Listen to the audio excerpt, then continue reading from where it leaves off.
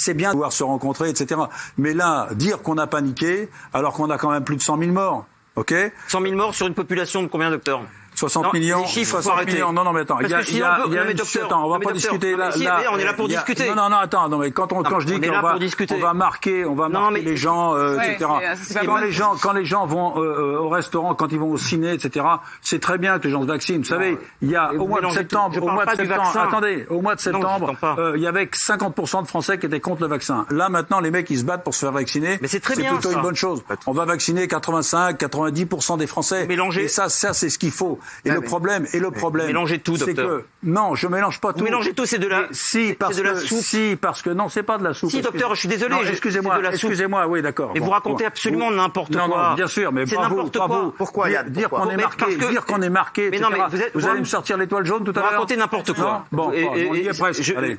Vous racontez n'importe quoi. On y est presque. Pourquoi ? La première chose que je trouve inacceptable dans l'argument du docteur, c'est que on ne peut pas utiliser le fait d'un exemple dans un hôpital italien où on aurait choisi entre deux décès possibles, dans la mesure où je pourrais, si on jouait à la bataille, parce que vous essayez de m'emmener dans un jeu de roi, trêve, bataille, machin, pique, quart au cœur, qui me semble totalement infantile et même enfantin, c'est que je pourrais vous opposer, ce que je ne vais pas faire, encore que le nombre d'enfants qui se sont suicidés cette année, car ça, vous le prenez jamais en compte. Si j'en prends, mais non, parce que vous, comme vous êtes concerné par l'âge avançant, vous pensez que la vie n'appartient qu'aux vieillards, et je pense que la vie appartient aussi aux enfants, et que vous soyez cyniquement crispé sur cette maladie, alors que les maladies adjacentes, celles qui ont fait des ravages psychologiques, psychiatriques chez des êtres à peu près sains, le fait que des enfants de 15 ans, de 12 ans, de 7 ans se tranchent la gorge, ou se serrent avec un lacet la gorge pour quitter cette terre,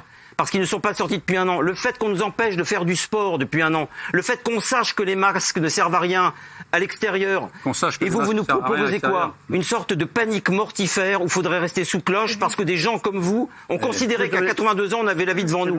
Je ne veux plus entendre ce discours, c'est irresponsable. Et je pense aussi, docteur, vous avez le droit de pas vouloir entendre. Que moi, je peux vous dire que moi j'ai des gens de 80 balais, qui pensent encore qu'ils ont la vie devant eux.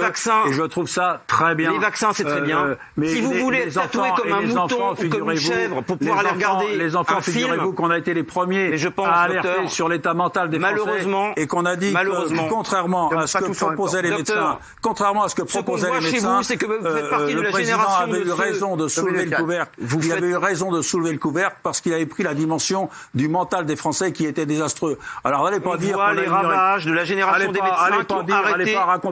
On voit les ravages de cette génération de médecins d'enfants gâtés qui ont oublié, quand ils ont commencé leurs études de médecine, de faire un peu de philosophie, de réfléchir. Ça donne en fait ce que j'appelle moi des beaufs de la médecine. Ce sont des gens c'est bon là, de réagir. C'est la deuxième fois que je me fais insulter par ce mec. Ça suffit. Mais ça suffit. Ça fait 2 fois que vous m'insultez. La première fois c'est dire fois une, maintenant le beauf de la médecine et ça va bien. Moi mon pote, je suis massicotier P2. Alors beauf de la médecine, etc. Je veux dire, c'est vrai que j'ai pas eu le temps de faire de philosophie parce que je touche ma retraite des ouvriers des livres.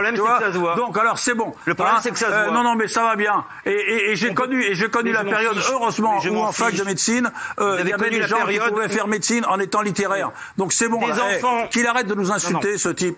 Franchement, là, les médecins, en ce moment, il y a un interne, écoutez, vous avez parlé des enfants, il y a un interne qui se suicide tous les 18 jours. Les enfants se suicident et vous en fichez, vous êtes que... Parce que des mecs... Il a pas dit qu'il s'en fichait. Il a jamais dit ça. Est-ce que je suis venu ici pour me faire insulter? Non, Jean-Paul. Insulter la mémoire des enfants qui meurent. S'il vous plaît. C'est dégueulasse de dire ça. Non, c'est la vérité. C'est dégueulasse de dire ça. On n'oppose pas des morts à des morts. On n'oppose pas un mort de 80 ans. C'est vous qui les opposez. Ah oui, il m'a donné l'exemple d'Italiens qui choisissent entre un homme de 55 ans. C'est le terrain. Dans ce genre de débat, cet argument-là est nul. C'est-à-dire qu'il est là pour faire taire l'adversaire. C'est pas un débat, c'est un monologue de Yann. Laissez parler les autres, s'il vous plaît. Isabelle, qu'est-ce qui se passe? Moi, honnêtement, j'espérais que vous n'alliez pas revenir une énième fois sur ce terrain-là en disant les vieux, ils ont fait leur temps, qu'est-ce que c'est 2 ou 3 ans de plus par rapport aux jeunes. Tout le monde souffre. Pourquoi vous faites de l'eugénisme en voulant absolument qu'il y ait une catégorie qui souffre plus que les autres? On souffre tous. Moi, je trouve insupportable ce discours. Vous n'avez pas écouté ce que j'ai dit? Mais si, j'ai écouté. Alors, on peut tout reprocher sauf de ne pas écouter. Donc, moi, je trouve ce discours relativement odieux, sincèrement. Relativement odieux, j'ai rien d'autre à ajouter.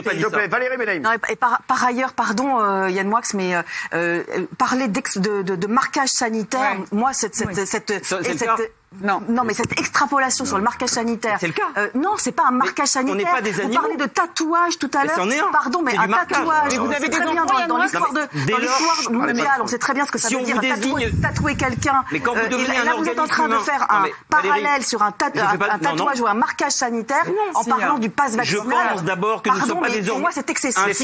J'entends bien que ce soit excessif, mais c'est pour ça que je m'indigne.